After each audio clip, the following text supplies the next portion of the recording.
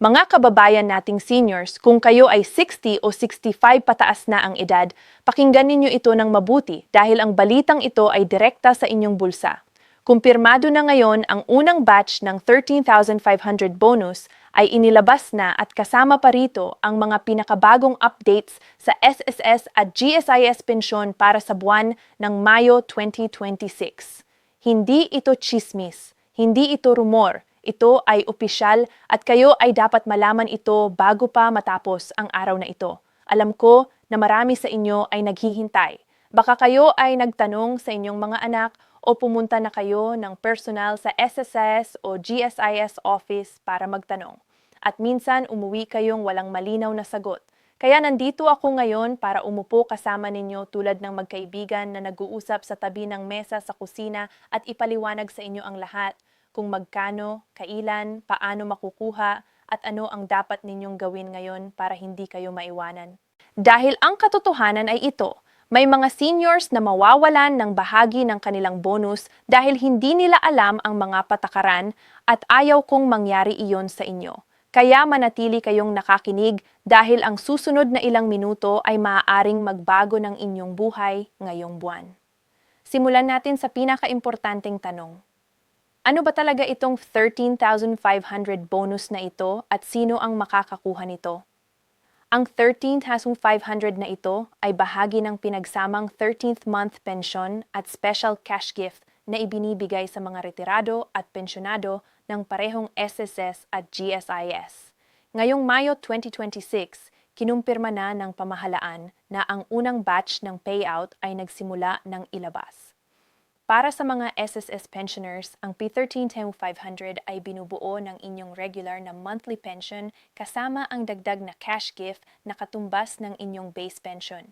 Para naman sa mga GSIS pensioners, may karagdagang component mula sa pension loan program at ang enhanced retirement gratuity depende sa inyong service record. Halimbawa, kung ang inyong monthly SSS pension ay 6,000 bawat buwan, ang inyong 13th month ay magiging 6,000 din at ang special cash gift ay 5,000. Kaya kapag pinagsama-sama, maaari itong umabot sa pagitan ng 11,000 hanggang 13,500 depende sa inyong contribution history at years of membership. Para sa maraming seniors na ang pensyon ay 5,500 pataas, ang kabuuang matatanggap ay eksakto o malapit sa 13,500.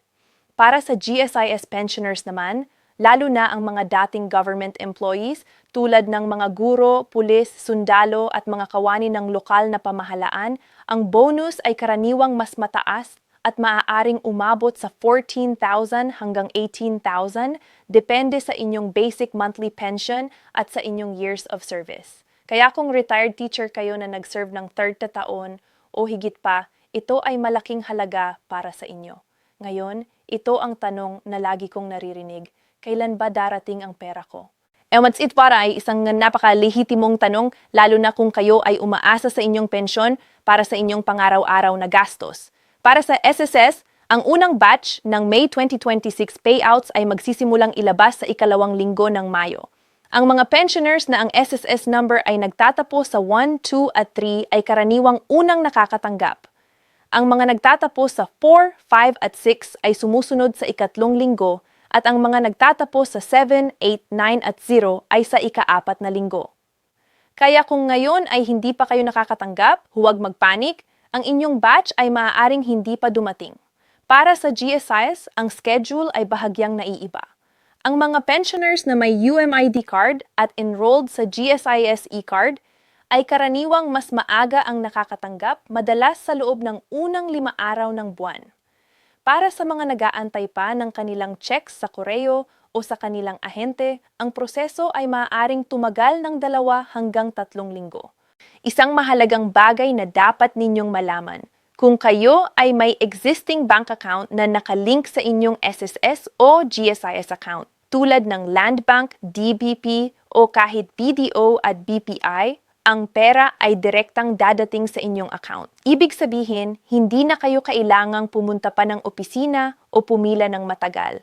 Pero kung hindi pa kayo naka-enroll sa direct deposit, ngayon na ang tamang oras para gawin yon at ipapakita ko sa inyo kung paano mamaya. Ngayon, ito ang bahagi na hindi maraming tao ang nagbibigay ng atensyon at ito ang maaaring maging dahilan kung bakit ang inyong bonus ay mas mababa kaysa sa inaasahan ninyo. Kaya pakinggan ninyo ito ng mabuti. Una, ang SSS Pension Loan. Kung kayo ay may natatanggap na pension loan mula sa SSS, ang buwanang hulog nito ay automatikong ibabawas sa inyong pensyon. Kasama na rin ang ibabawas sa inyong bonus. Halimbawa, kung ang inyong loan amortization ay 500 bawat buwan at kayo ay may 3 buwang hindi na bayarang balance, maaaring ibawas nila ang hanggang 1,500 sa inyong 39,500. Hindi ito nakakatakot kung alam ninyo ito ng maaga, pero kung hindi, magtataka kayo kung bakit kulang ang inyong natanggap. Pangalawa, ang mga overpayment adjustments. Minsan, dahil sa administrative error sa SSS o GSIS, may mga seniors na nakatanggap ng higit sa dapat nilang pensyon sa nakaraang mga buwan. Kapag nakita ito ng sistema, ang labis na halaga ay ibabawas sa susunod na pensyon o bonus. Kung kayo ay nakatanggap ng sulat mula sa SSS o GSIS tungkol sa overpayment, huwag itong baliwalain. Pumunta sa opisina at alamin ang detalye para maaari kayong mag-arrange ng payment plan na hindi masyadong masakit sa inyong bulsa. Pangatlo, ang PhilHealth deductions. Kahit kayo ay retirado na, patuloy na may ibinabawas para sa PhilHealth. Ngayong 2026, ang contribution rate ay nag-adjust muli. Para sa mga SSS pensioners, ang PhilHealth deduction ay maaring umabot sa 300 hanggang 450 bawat buwan depende sa inyong pension amount.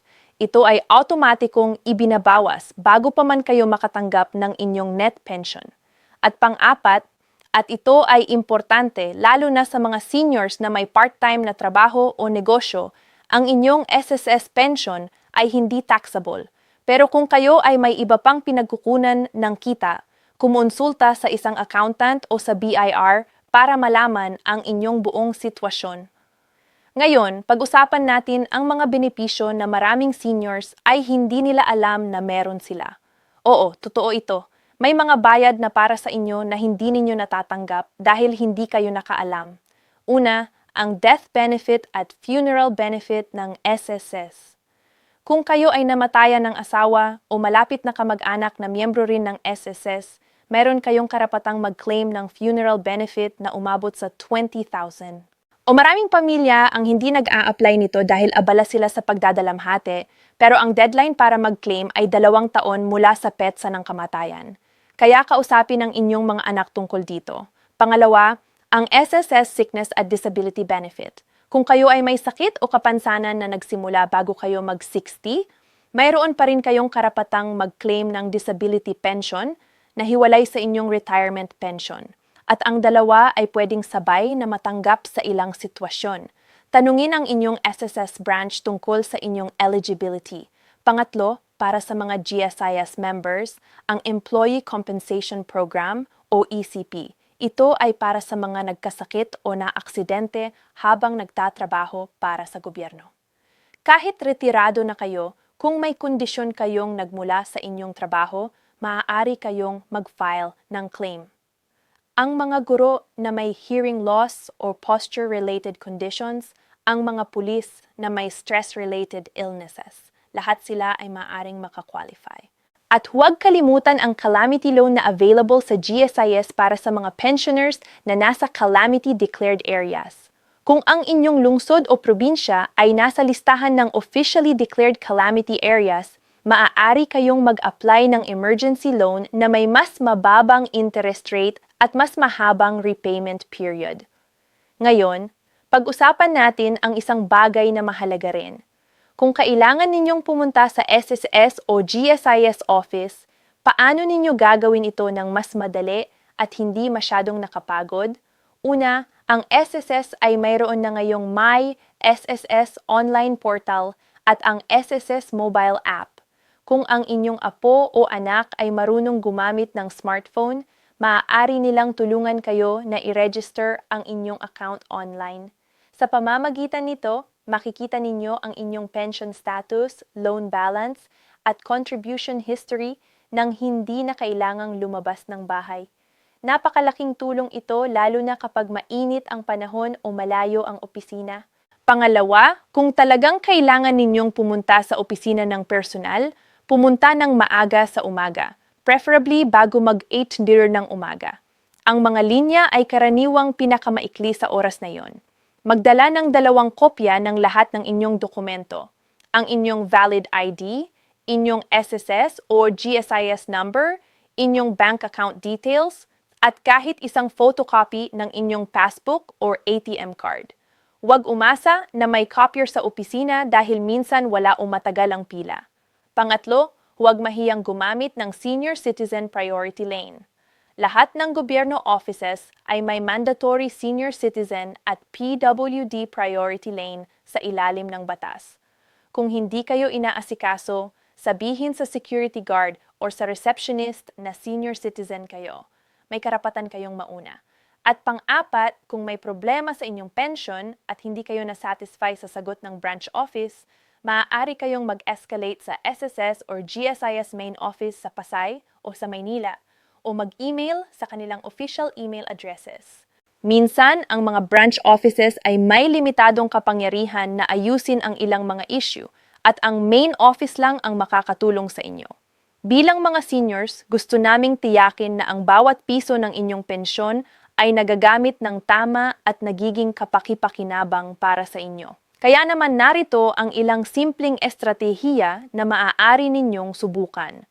Una, kung meron kayong SSS pension loan, pag-isipang bayaran ito ng mas maaga kung may natitirang ipon kayo. Ang interest sa SSS pension loan ay 10% per annum. Mas mababa kaysa sa mga personal loans sa bangko, pero mas mababa pa rin ang inyong bayad kung mabayaran ninyo ito ng maaga. At kapag natapos na ang inyong loan, ang buong monthly pension ninyo ay mapupunta na sa inyong bulsa. Pangalawa, kung ililipat ninyo ang inyong pensyon sa isang bangko na may savings account na may interest, kahit maliit lang, tulad ng 0.1% hanggang 1% per annum, lumalaki pa rin ang inyong pera kaysa kung iniingatan ninyo ito sa bahay. Ang Land Bank at DBP ay may espesyal na senior citizen savings account na may mas mataas na interest rate at mas mababang maintaining balance. Pangatlo, para sa mga seniors na may asawa na hindi miyembro ng SSS o GSIS, tiyakin na maayos ang inyong beneficiary designation. Kung kayo ay mauna sa inyong asawa, ang inyong asawa ay makakakuha ng survivor's pension. Ngunit ito ay mangyayari lamang kung maayos at updated ang inyong records sa SSS o GSIS.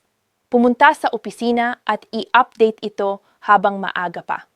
Mga kababayan, nakarating na tayo sa katapusan ng ating pag-uusap ngayon at sana ay naramdaman ninyo na hindi kayo nag-iisa sa lahat ng ito.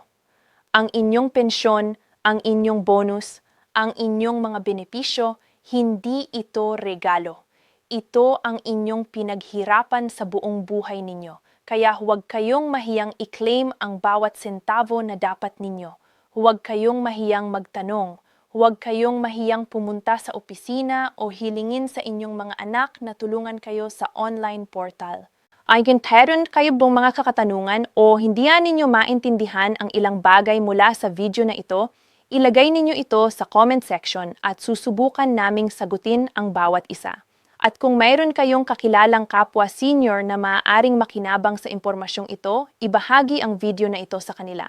Maaaring ang isang share ay makakatulong sa isa pang lolo o lola na makuha ang pera na dapat nila.